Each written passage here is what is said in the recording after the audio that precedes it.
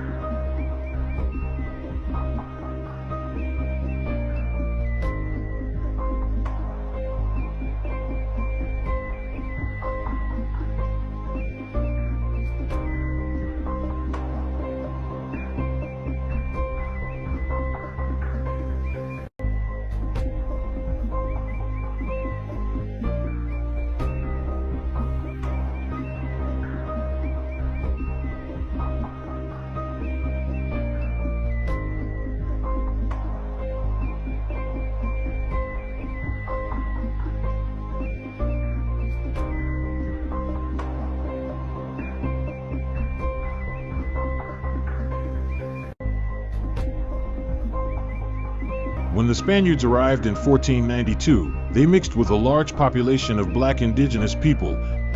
This mixing created the image of South Americans today.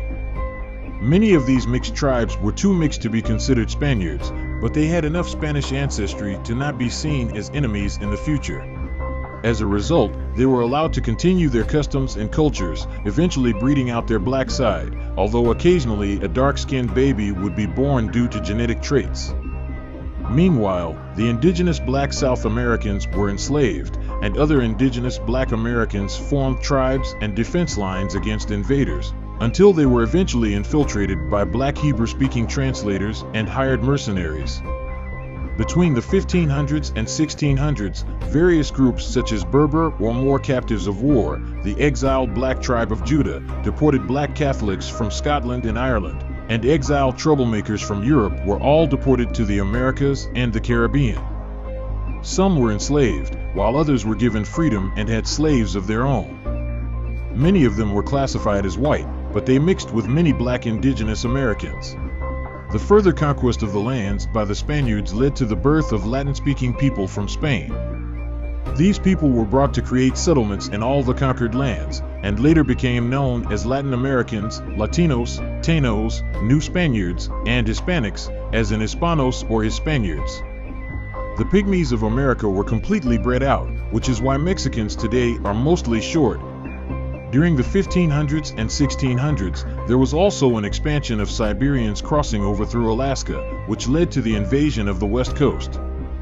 This invasion continued beyond the 1800s.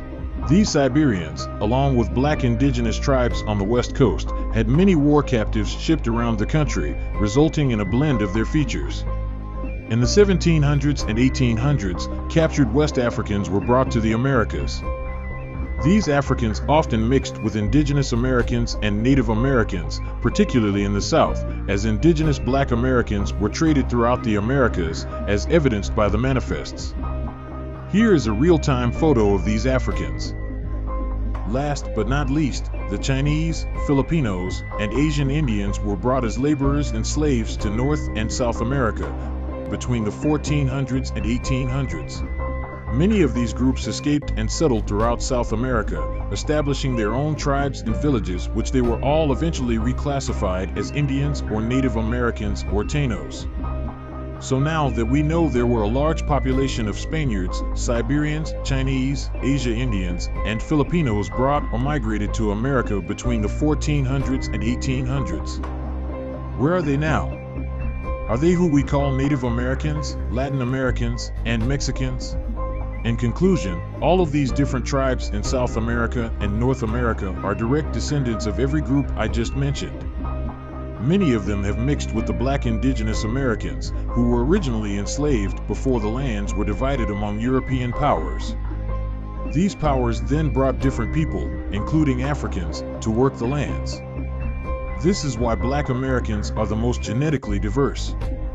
The Black indigenous Americans, who were not mixed and still maintain their purity, were taken to other areas in Oceania and Asia. This is why Black tribes, like the ones in Indonesia, are said to have been founded by the outside world in the early 1900s, around the same time that Black Americans were labeled African Americans. Let's take a look at the early Black Indonesian tribe culture before they were re-educated to different beliefs. Remember, anyone who is white or looks like modern Native Americans in your family tree is not the original. Your ancestors with dark or brown skin and woolly hair were the standard Indigenous Americans.